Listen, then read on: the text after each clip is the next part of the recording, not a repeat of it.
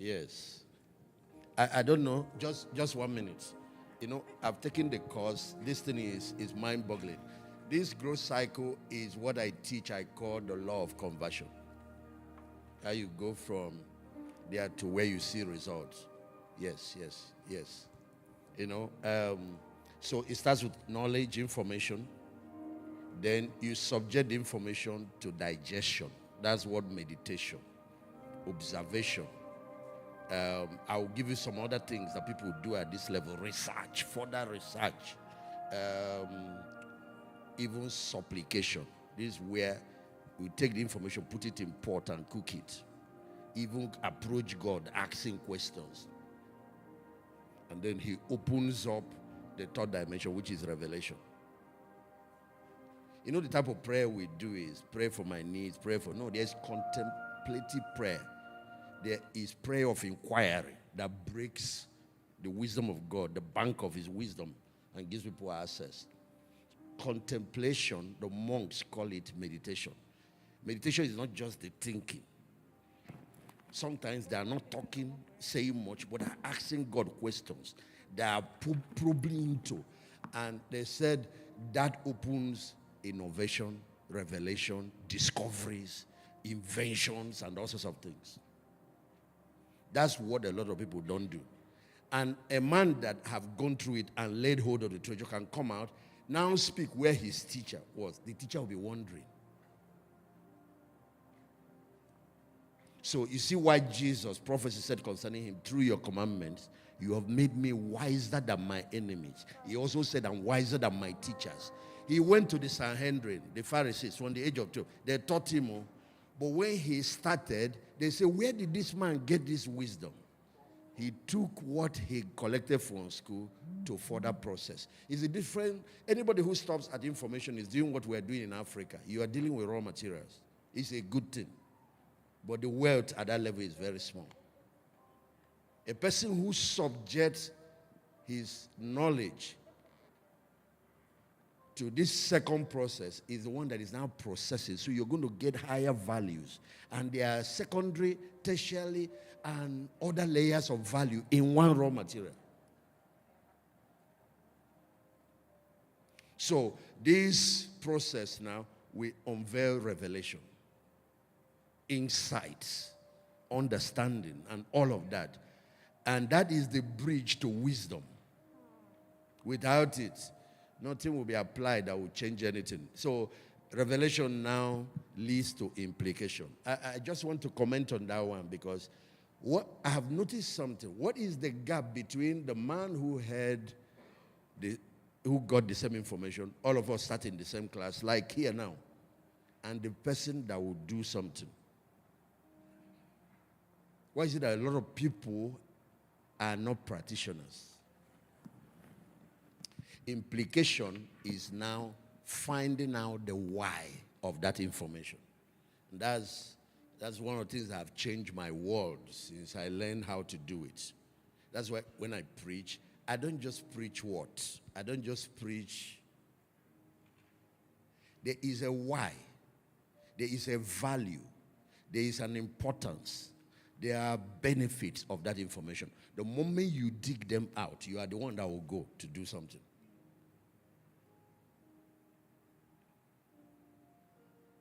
Finding out the benefits of that, the importance of that, the value of that, the power of that particular information you have been given, not that knowledge. What is capable of doing, maybe in your life, in the life, it could even be in the society if it's implemented. The moment you find it, you see, in the law of faith and conversion, a person that gets here possesses something else called, he has gone beyond knowledge. He now has something else called conviction. He is not the same level as the other person in the class. He has gone beyond knowledge. He has even gone beyond revelation. Now he has conviction. And he is one that will take action.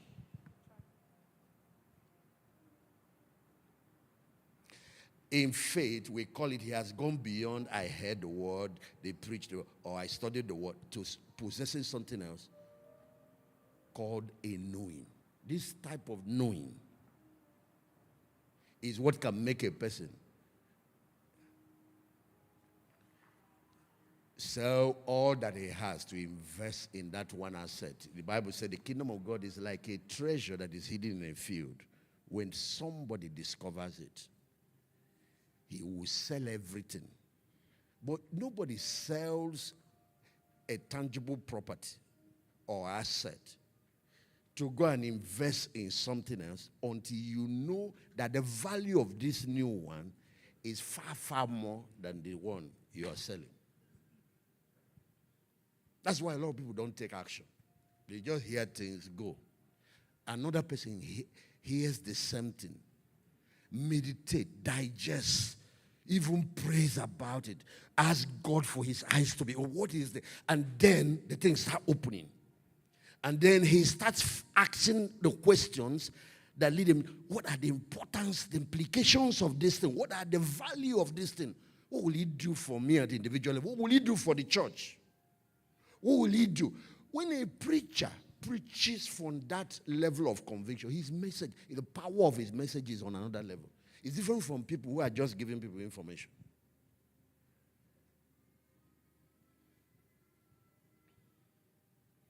Anytime God shows me, so that's where I want him. Once I probe and work on it, once he gets me there, the movement now becomes automatic. You can't go back except do. Not, you can't. You will move forward to action.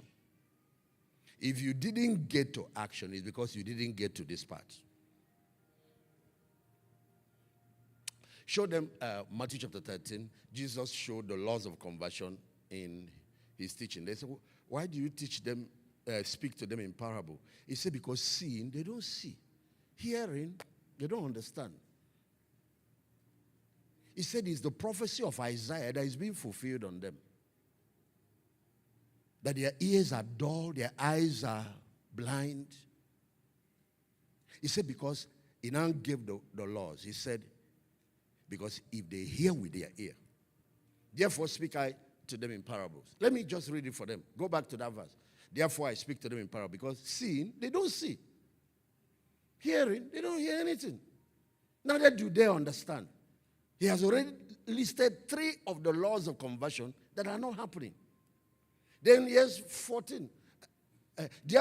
Verse 14. In them is fulfilled the prophecy of Isaiah, which said, by hearing they shall hear, but they won't understand. Seeing they shall see, but they won't perceive. Then watch.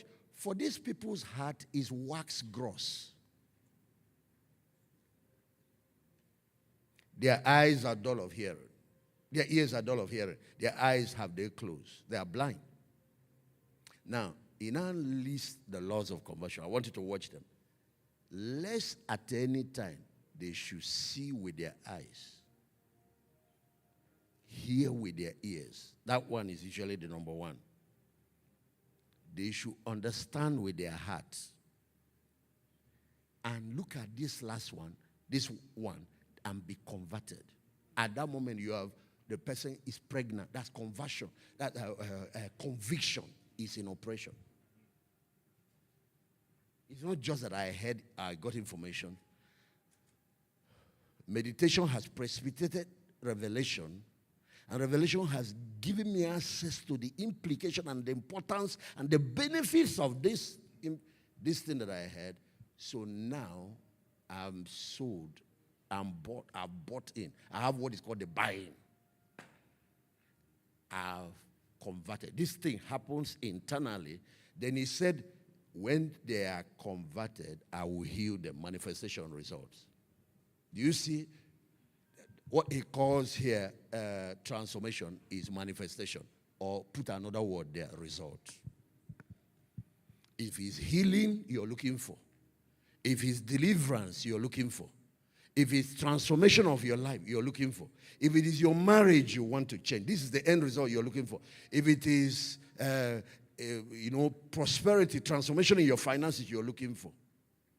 Don't start with that end. Go back to the subject of knowledge and take it through these 5 layers.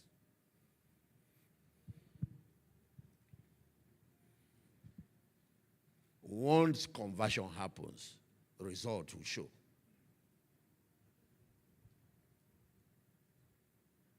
Result will show.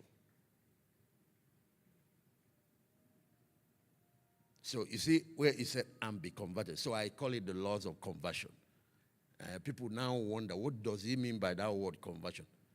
It's how to take things from the realm of ideas to the realm of the physical. How to transit a vision, take a vision from the realm of vision to reality. Anything at all God has asked you to, or a ministry from a calling to result, or a business from idea to reality, profitability, or your life from where you are to the next version, level of you.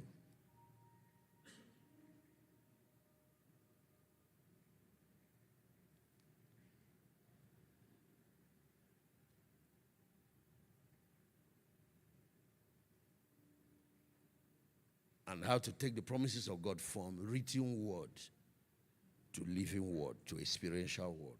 Living word is now, you are a testament of that thing that is written. It goes through this process. You can become who God has called you to be.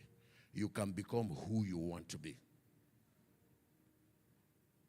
This is also what they call metamorphosis, how it happens. This is a process.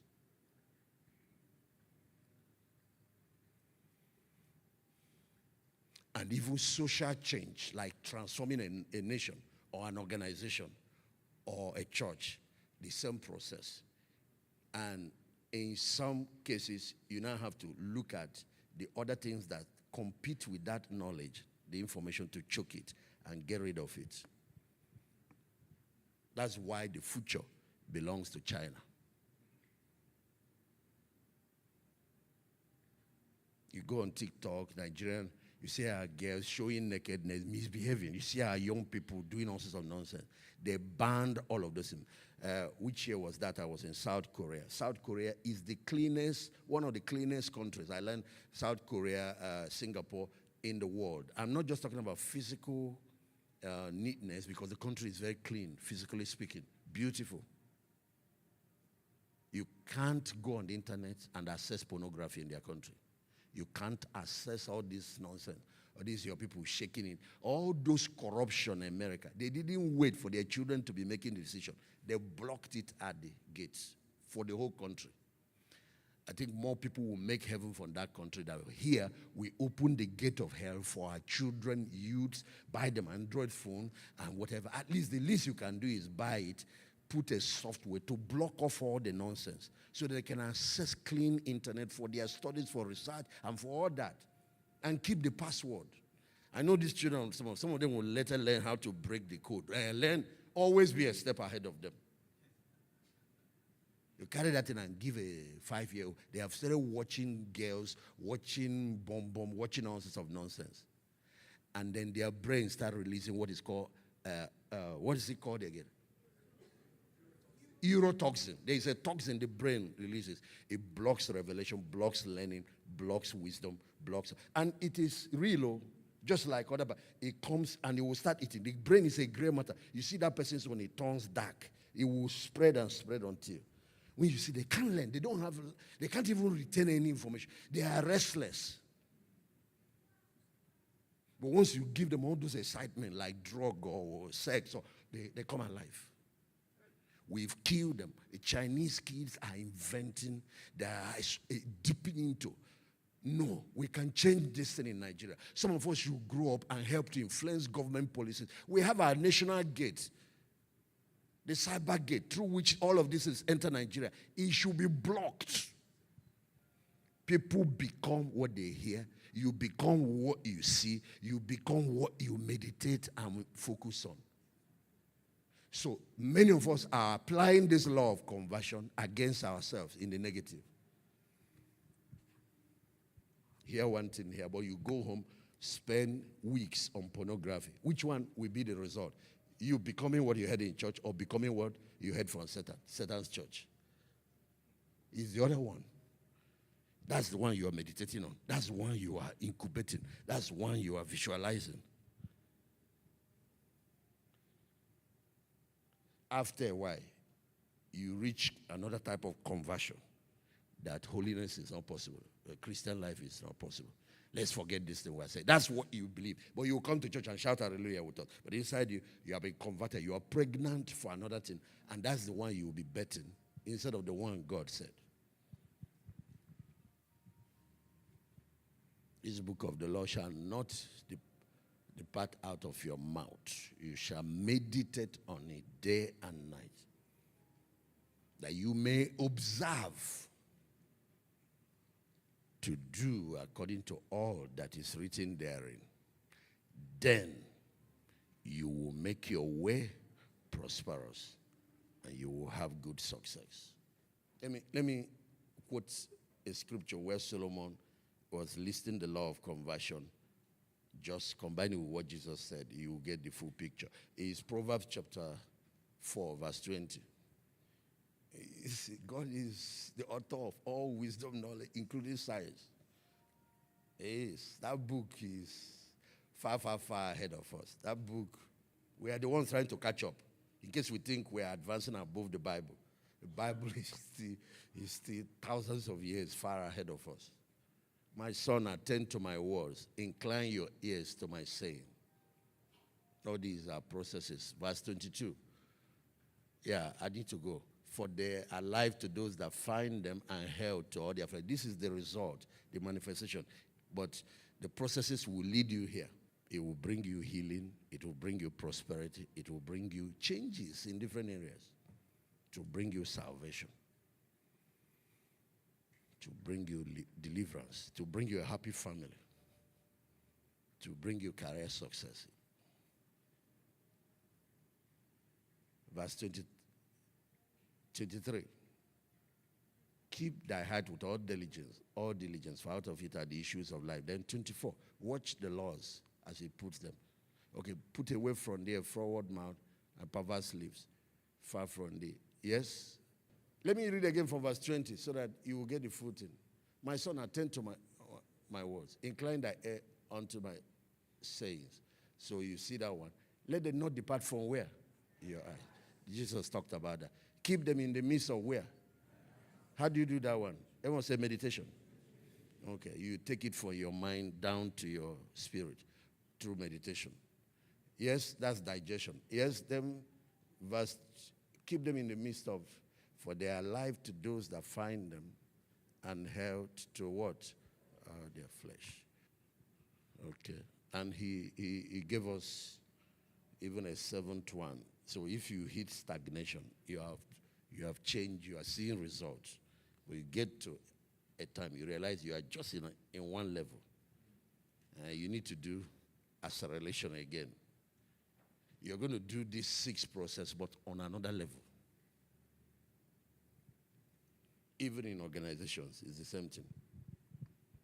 Sometimes you have to inject into that organization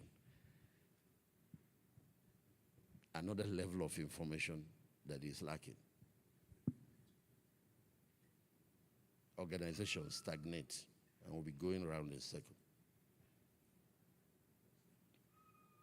There are seasons where sometimes you have to inject it from outside. Bring some consultants or trainers or some other. So, if it's a business environment, we call it revitalization. That's what we call it. In church, we call it revival. We also call it awakening. Everybody is now, there are some times in organization where you see that you try, it's not working. Cause a generational transition. Just leave the old people and all those people that apply. Go find young people and revitalize them. And they will take that place to a whole new level. Leaders that understand this, they get to a point, they realize that even they themselves, they are not willing to pay the price for further growth. And you know what you do? You do management transition, hand over the running and the leadership of that thing to a younger person who is still hungry for growth. And then you retain leadership influence. There is leadership transition and management transition. You can be the leader, but you're not the one running it. You can be the queen of England, the king of England, but let a prime minister run the government. That's what Pharaoh did to Joseph. Is somebody hearing what I'm saying? That sometimes it is the owner's issue, sometimes the ownership issue that stagnates businesses and organizations. Because the founder refuses to shift. Yet Moses can't move anymore. He cannot take us beyond River Jordan. He took us out of Egypt, but he can't go beyond Jordan. But at the same time, he is not willing to empower Joshua. He's not willing. And then what is going to happen? The organization dies with Moses. That business start dying with you. It's either you're going to force yourself to yield to another level of change or hand it over and retain leadership. It's something I found in the Bible, that you can do succession and still be alive. David did it. David did not do it on his deathbed, though. He was old. He wasn't even. And that lack of governance, creating ungoverned spaces, allowed both Absalom and Adonijah to emerge. People can see that there is a gap. The leader is just alive, but so after the Adonijah case left, the Absalom case was dealt with, when he saw another, the same thing emerging, he knew something has to be done now.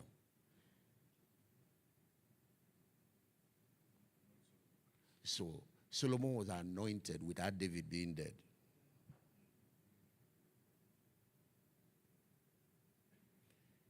And some people think you have to die and leave people in confusion.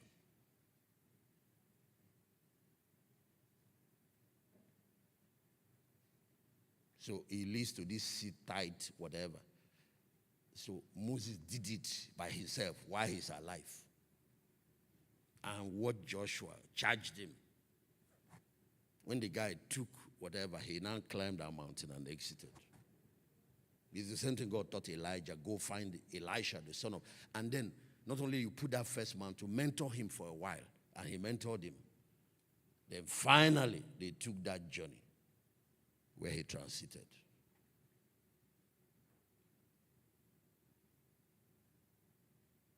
Even if it's family business, where the family does not want to lose ownership, you can retain ownership and find a Joshua that has management wisdom to move this thing forward and let him run it. So what some of our churches are now doing is they want to retain ownership and retain management. And sometimes the young boy they want to give it to has no capacity. But you see, Moses will not hand him power. He wants to hand to son. So what happens is, when an Elijah returns with the mantle, the people move where the power is, where the new wisdom is. Somebody hearing what I'm saying? But there is a way to do it. Retain ownership, like the Queen of England. One family has been doing it. Hand over management and the running, so that the nation can move. That's what God did. He will be God forever. But he has created a prime minister. That's the person we are worshiping. That's the one that died for us. And now he's working on you and I, turning us into kings and priests so we can run his government. If not, you will still see the Ancient of Death running up and down, coming to preach in ports. How will that be? There is a season to let go. It's like me, I carry 7 graces, but I'm able to recognize my sons. Each one is emerging with one. Because it's the same Abraham, but he raised 12 tribes, and each of them had unique mantles. Oh, Levi can do what the priest does, but he cannot do what a Judah can do. And Judah understands dominion, political, but Joseph controlled the economy. Why the tribe of Issachar becomes the oracle, the Ifa priest. You have to come to them to know where we are going. Understanding of the times and to know what Israel ought to do. So, the tribe of Dan were producing judges, the judiciary. So everybody have their place, no competition. That's how you can never see me envy anybody, because what God gave you is for my benefit. It's not for you. So I want to sit, empty it so that I can grow. That's why I grow very well. Oh. I don't have all those problems. I grew very well. I didn't have to do all this research and know it. God needs to give it to David so that I can have it. Because he's part of the body. He might be the kidney in the body. So if my job is to be the nose, do the breathing well and receive the defense that the kidney provides for the body. But some of us, we don't want to. You declare war on your kidney, declare war on the heart, declare war. Go on social media, be attacking other members of the body. When you finish, you are the one that will die. You are dying while you are even doing it. That there is also group application, small group application of this process. Yes. 5 of us agree to hold each other accountable, and we agree to be mutually accountable to make sure that we take what we are learning through the dynamics. And so we check on each other. Those people catalyze change and at a